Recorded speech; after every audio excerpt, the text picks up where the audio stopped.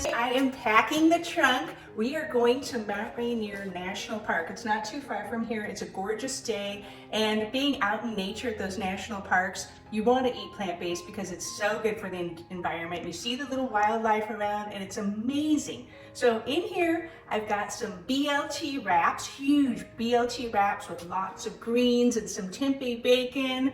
I've got some salads, some veggies, all sorts of things. All I need to do is pack our plant-based lunch in this small little trunk, and that is as easy as it gets. We're gonna put a couple of chairs in here. And the other thing about national parks is there's usually not a lot of places to eat. You know, you can get junk food on the way in, the way out, but usually it's kind of a challenge to eat in a national park, especially we're gonna do some hiking and things like that. So this is the way to go. So come along with us. We can only fit 2 people in the car. So just come along with us. I'll take my camera. We'll go through this park and we'll show you how gorgeous it is. Mount Rainier is located in Washington State, and it's the highest mountain in the Cascades at over 14,000 feet. To get there from where we live in Woodinville, we planned about 2 hours. And as you drive in, you'll get glimpses of the mountain, but not very often because, as you can see, the roads in are so heavily forested, and you can see western hemlock, red cedar, Douglas fir. Some of these trees are 1,000 years old, and the younger trees are mixed in with the old growth forest. A lot of people love to visit in the summer, and that's when hundreds of species of wildflowers, millions and millions of wildflowers, transform meadows all around the mountains into oceans of color. It's just spectacular. And the area around the mountain is so beautiful. It was designated a park in 1899. That was 17 years before the National Park Service was created.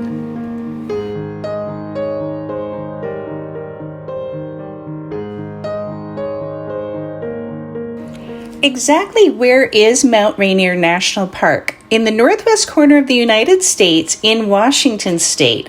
Simply speaking, a majority of the state is split by the Cascade Mountain Range. The highest mountains in Washington are Mount St. Helens, famous for its 1980 eruption when it blew about 1,300 feet off its top. It triggered a lateral blast that turned massive trees into toothpicks, sent a cloud of ash 80,000 feet up, and left that horseshoe crater. It's been the most active volcano in the Cascade Mountain Range. Mount Adams, another volcano at over 12,000 feet, is just 35 miles east of Helens, but considered one of the most isolated mountains because of little access and immense wilderness around it. Going to the north end of the state, we'll find Mount Baker, and that is just under 11,000 feet with the North Cascades National Park at its base. It's known for recreation with lots of snow skiing and boating at its namesake, Baker Lake, which is just south of the mountain. And it's a very large, pristine lake.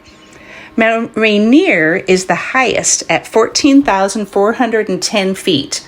For a mountain, the road infrastructure is fairly extensive. It was actually the first national park to allow cars, which really opened it up.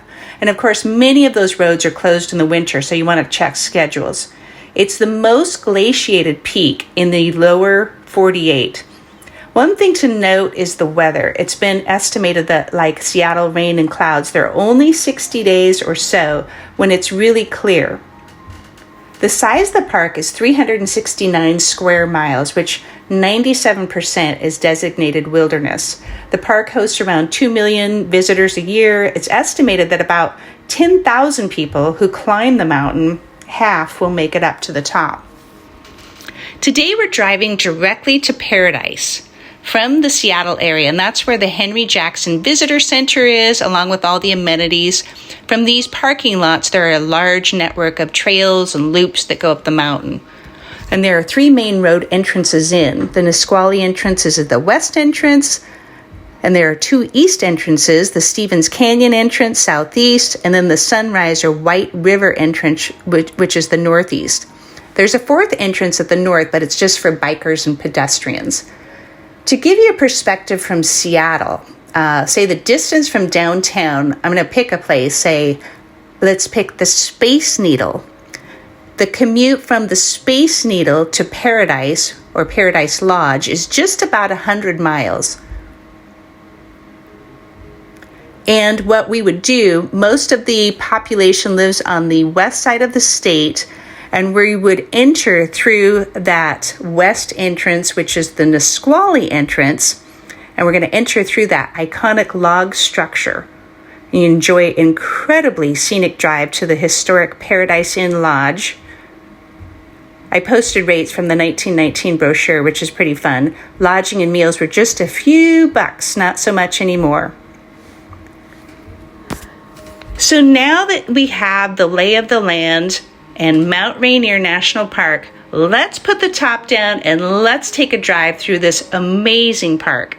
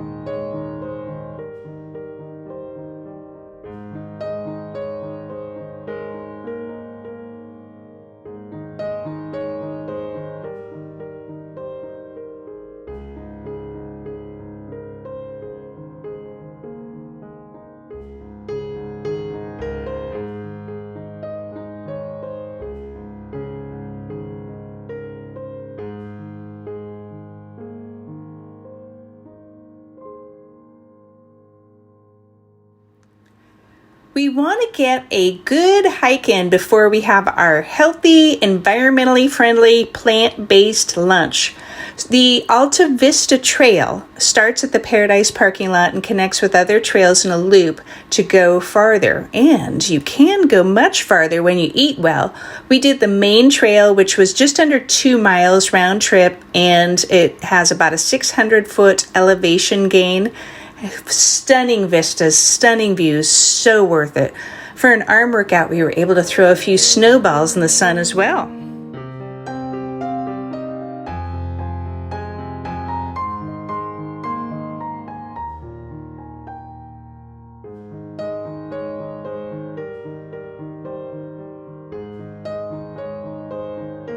Care, don't care, because we were in a convertible going through the park.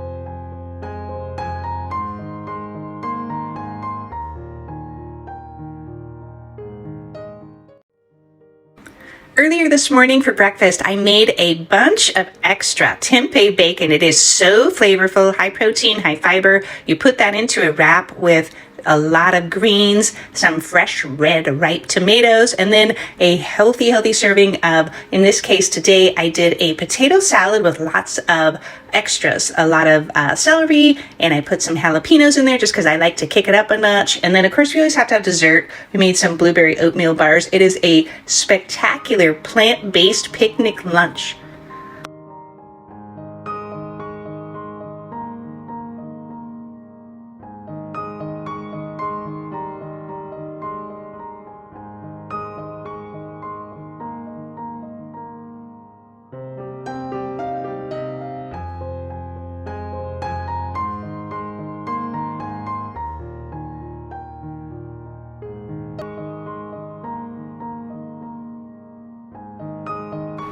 There are 260 miles of maintained trails in Mount Rainier National Park. Earlier today, we hit the Alta Vista Trail and some loops off of that. There's waterfalls up there.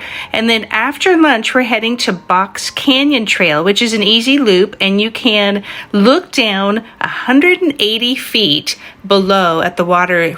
It rushes through a narrow slot canyon, and it's carved out by the muddy fork of the Cowlitz River.